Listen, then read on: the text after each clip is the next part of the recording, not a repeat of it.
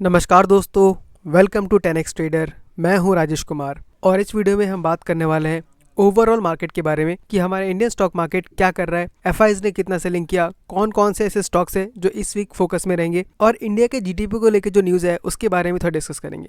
तो शुरुआत करते हैं इंडिया के जीडीपी से। तो आप देख सकते हैं जो इस क्वार्टर का जो जीडीपी ग्रोथ था वो पिछले 7 क्वार्टर में, यानी मान लीजिए पिछले 2 साल के अंदर सबसे लोवेस्ट निकल के आया है। यानी ग्रोथ तो हमको मिला है लेकिन जो ग्रोथ है वो काफ़ी कम हो गया है और जहाँ पे एक्सपेक्टेशन था वो अराउंड 6 से 7% तक का था, लेकिन आप देख सकते हैं कि जो ग्रोथ है वो ओनली 5.4% है। हालांकि ग्रोथ तो है लेकिन ग्रोथ में हमको थोड़ा स्लो डाउन नजर आ रहा है और इसका बहुत सारा प्रॉब्लम आपको पता चल रहा होगा। जैसे माइक्रो फाइनेंस के जो लोन्स है वो सब खराब हो जा रहे हैं, लोगों के हाथ में जो इनकम है वो बहुत कम होते जा रहा है और क्वार्टर 2 में जो कंजम्पशन है, जो आदमी लोग जो सामान खरीदते हैं वो भी काफ़ी कम हो गया है। इन सब की वजह से ग्रोथ थोड़ा कम हो गया है। लेकिन एक जगह पे गलत न्यूज़ दे दिया गया था कि ग्रोथ घट गया। आप देख सकते हैं यहाँ पे न्यूज़ 24 एक न्यूज़ चैनल है जो कि ट्विटर पे भी एक्टिव है। तो उसने गलत ट्वीट कर दिया था। तो उसने गलत ट्वीट किया था कि दूसरी तिमाही में देश की जीडीपी में आई गिरावट, घटकर 5.4% हुई। तो ये फेक न्यूज़ था और यहाँ पे इन्होंने अपने आप को करेक्ट भी किया है, जो पोस्ट डिलीट कर दिया है। तो यहाँ पे आपका जीडीपी में गिरावट नहीं है, जीडीपी के ग्रोथ में गिरावट आया है। मतलब मान लीजिए आप पहले बहुत स्पीड से भाग रहे थे तो अभी भी आप भाग रहे हैं लेकिन आपका स्पीड कम हो गया है। तो दोनों में बहुत ज़्यादा डिफरेंस है। हालांकि ये भी एक नेगेटिव न्यूज़ है और मंडे को इसका इम्पैक्ट थोड़ा बहुत ख़राब हो सकता है। हालांकि मार्केट बहुत ज़्यादा गिरा हुआ है तो मुझे लगता नहीं कि बहुत ज़्यादा इम्पैक्ट आएगा, लेकिन मान लीजिए निफ्टी में वही 200-300 पॉइंट का गिरावट फिर भी हमको देखने के लिए मिल सकता है। अब दूसरा हम एक बार देख लेते हैं कि एफआई और डीआई क्या कर रहे हैं। तो आपको यहाँ पे सिंपली मनी कंट्रोल में आना है और वहाँ पे सर्च करना है एफआई डीआई डाटा, आपको सब कुछ निकल के नजर आ जाएगा। तो अगर नवंबर महीने का देखें तो नवंबर महीने का ये पूरा निकल के आ चुका है। आप देख सकते हैं यहाँ पे भी इस महीने भी उन्होंने 45,000 मोटा 46,000 करोड़ का फिर से बिकवाली किया है और वहीं पे डीआईएस ने 44,000 करोड़ का खरीदारी किया है। तो जितना भी ये बिकवाली कर रहे हैं एफआईज उसको बैलेंस कर दे रहा है डीआईएस। तो बहुत ज़्यादा हमको गिरावट नहीं मिल रहा है, लेकिन फिर भी हमको इतना तो समझ में आ रहा है कि एफआईज हमारे लिए इंपॉर्टेंट है, क्योंकि आप देख सकते हैं अगर एफआईज बाय करने नहीं आते तो मार्केट बहुत ज़्यादा नहीं बढ़ता है। हमारा मार्केट तभी बढ़ेगा जब एफआई और डीआई दोनों मिलकर एक साथ खरीदेंगे, क्योंकि आप देख सकते हैं डीआई बहुत काफ़ी हद तक सपोर्ट कर रहा है, रिटेलर्स भी काफ़ी सपोर्ट कर रहे हैं, लेकिन उसके बाद भी हम लोग का मार्केट जो है 10% गिर गया है। हालांकि बहुत ज़्यादा नहीं गिरा है। पहले ऐसा होता था कि अगर एफआईज निकल के चले जाएँ तो मार्केट हम लोग का 20% 30% करेक्ट होता था, लेकिन अब वो सिचुएशन नहीं है। लेकिन फिर भी अगर मार्केट में बहुत अच्छा खासा मूव चाहिए तो हमको दोनों का सपोर्ट चाहिए होगा, एफआई का भी डीआईएस का भी। अगर हम मंथ वाइज देखें यहाँ पे आके नीचे में, पिछले महीने में 1,14,000 करोड़ का बिकवाली किया था और डीआईएस ने वहाँ पे 1,07,000 करोड़ का खरीदारी किया था। तो इस महीने उनका जो बिकवाली है वो काफ़ी ज़्यादा कम हो गया है, ऑलमोस्ट 50% डाउन हो गया है। लेकिन अभी भी हमको देखना है कि वापस से खरीदारी कब आता है। जब तक खरीदारी आएगा नहीं मार्केट बहुत ज़्यादा ऊपर मूव नहीं कर सकता। लेकिन ये एक अच्छी बात है कि इनका जो बिकवाली का जो स्पीड है वो कम रहा है, तो ये एक पॉजिटिव न्यूज़ की तरह हम देख सकते हैं यहाँ पे। आप देखते हैं दिसंबर में क्या होता है। जनरली दिसंबर का जो महीना है वो बाहर की कंट्रीज़ के लिए बहुत ज़्यादा छुट्टियों का रहता है, तो बहुत ज़्यादा एक्टिविटी वहाँ पे देखने नहीं मिलता। तो मुझे ऐसा लग रहा है कि दिसंबर के महीने में मार्केट हम लोग का फ्लैट रह सकता है या थोड़ा बहुत गिरावट दिखा सकता है, लेकिन उसके बाद फिर से धीरे धीरे करके उठना स्टार्ट कर देगा। तो ये हमने ओवरऑल मार्केट के बारे में एक बार डिस्कस किया। अब हम थोड़ा आके निफ्टी का चार्ट देख लेते हैं और कुछ ऐसे स्टॉक्स भी डिस्कस कर लेते हैं जिनमें कुछ हलचल रही है या जो हमें काफ़ी अच्छा खासा मूव दिखा सकते हैं आगे में। ओके, तो सबसे पहले हम निफ्टी 50 को ही देख लेते हैं। आप यहाँ पे देख सकते हैं निफ्टी 50 अपने हाई से जो इसने करेक्शन लगाया था, जो डीपेस्ट लो लगाया था, वो अराउंड 11.32% का था, जो कि काफ़ी अच्छा खासा करेक्शन है। लेकिन उसके बाद आप देख सकते हैं ये जो ग्रीन लाइन है ये आपका 200 डेज़ का मूविंग एवरेज है और ये एक बहुत ही स्ट्रॉन्ग सपोर्ट की तरह काम करते हैं। और आपने यहाँ पे देखा भी है कि 200 DMA पे आने के बाद हमको एक ही दिन के अंदर अराउंड 2% तक का मूव देखने को मिला। और अगर हम लो से देखें तो निफ्टी ने अराउंड 547 पॉइंट्स का मूव दिखाया, जो कि बहुत ही एक स्ट्रॉन्ग मूव हमको दिखा रहा है और ये कैंडल भी काफ़ी स्ट्रॉन्ग बना है। उसके अगले दिन आप देख सकते हैं गैप अप हुआ है और गैप अप होने के बाद जैसा नॉर्मली होता है वो गैप फिल करने के लिए निफ्टी यहाँ पे नीचे आया और वापस से भी धीरे धीरे यहाँ पे कंसोलिडेशन कर रहा है। तो जैसा मुझे लगता है, जो मेरा खुद का मानना है, ऐसा मैं आपको कोई रिकमेंडेशन नहीं दे रहा हूँ, जहाँ तक मुझे लगता है निफ्टी का काफ़ी अच्छा खासा गिरावट हो गया है और यहाँ से निफ्टी या तो कंसोलिडेट करेगा या वापस से ऊपर जाने की तरफ ट्राई करेगा। तो ये जो 1 साल का जो मार्केट रहने वाला है ये साइडवेज रह सकता है, तो उसमें हमको बहुत अच्छे खासे अपॉर्चुनिटी मिलेंगे स्विंग लोज और स्विंग हाइज में ट्रेड करने का।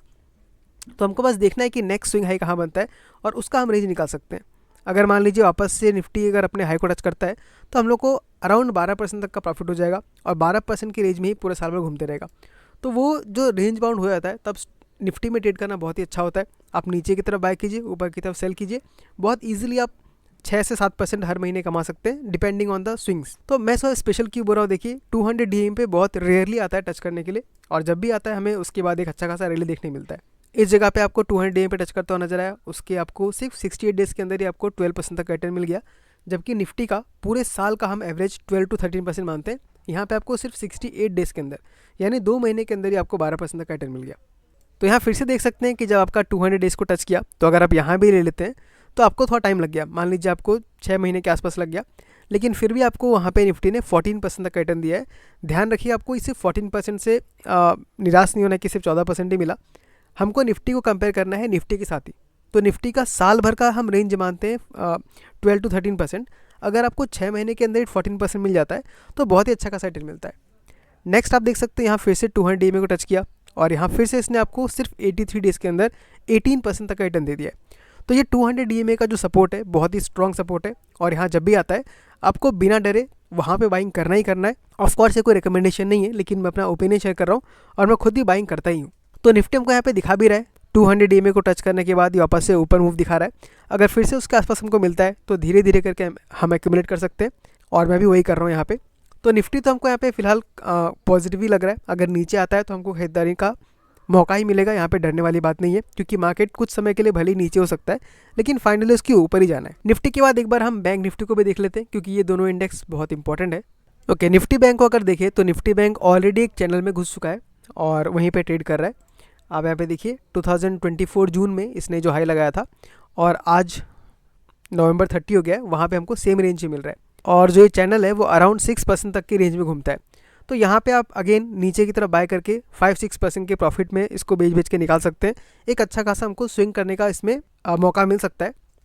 तो मैंने खुद भी बैंक भी इस बाय करके रखा हुआ है। आप देख सकते हैं यहाँ भी हमको 200 DM पे मिला था, तो यहाँ पे जिसने भी बाय किया था आप देखिए उनको सिर्फ 13 डेज़ के अंदर ही 4.83% तक का प्रॉफिट मिल चुका है, और पॉइंट्स में अगर देखें तो 2400 पॉइंट्स तक का प्रॉफिट मिल चुका है, जो कि बहुत ही अच्छा खासा प्रॉफिट है।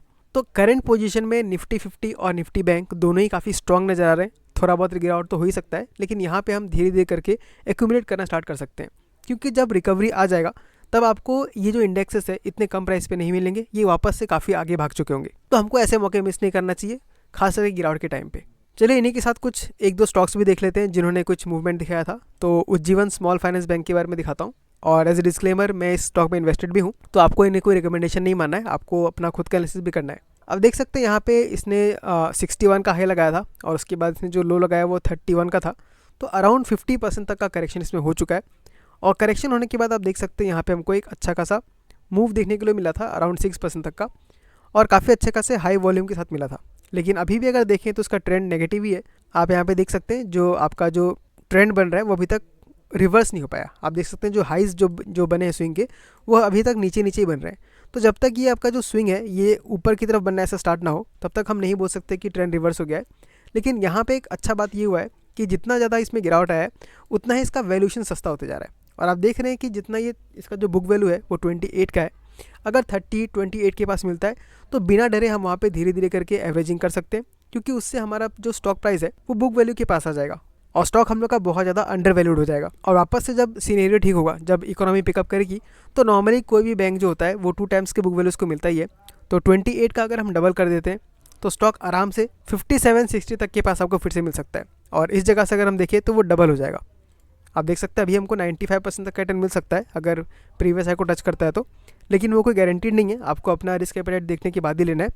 मैं खुद इसमें इन्वेस्टेड हूँ और मेरा एवरेज प्राइस अराउंड 36 के आसपास का है, और 30 के आसपास मुझे मिलता है तो फिर से उसमें थोड़ा बहुत एवरेजिंग करूँगा, बट वो मेरा खुद का डिसीजन है, वो आपको फॉलो नहीं करना है, आपको खुद का एनालिसिस करना है। अगर आपको कंफर्ट आता है तो ही आपको इसे बाय करना है। तो ये हमने बात किया उज्जीवन स्मॉल फाइनेंस बैंक के बारे में।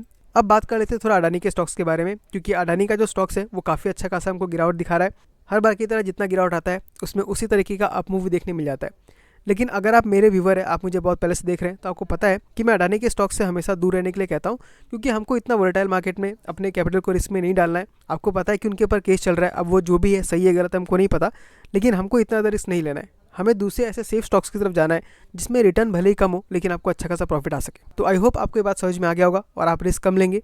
और आज की वीडियो में इतना ही। अगर आपको कुछ ऐड करना है तो आप कमेंट करके बोल सकते हैं, और अगर आपको वीडियो अच्छा लगा तो इसको लाइक कीजिए, और हो सके तो चैनल को सब्सक्राइब भी कर दीजिए, क्योंकि उससे मुझे बहुत मोटिवेशन मिलता है और मैं ऐसे वीडियोस को कंटिन्यूसली बनाते रह पाता हूँ। तो ठीक है दोस्तों, मिलता हूँ आपसे अगले वीडियो में किसी अगले स्टॉक के साथ। तब तक के लिए tata, bye bye, take care.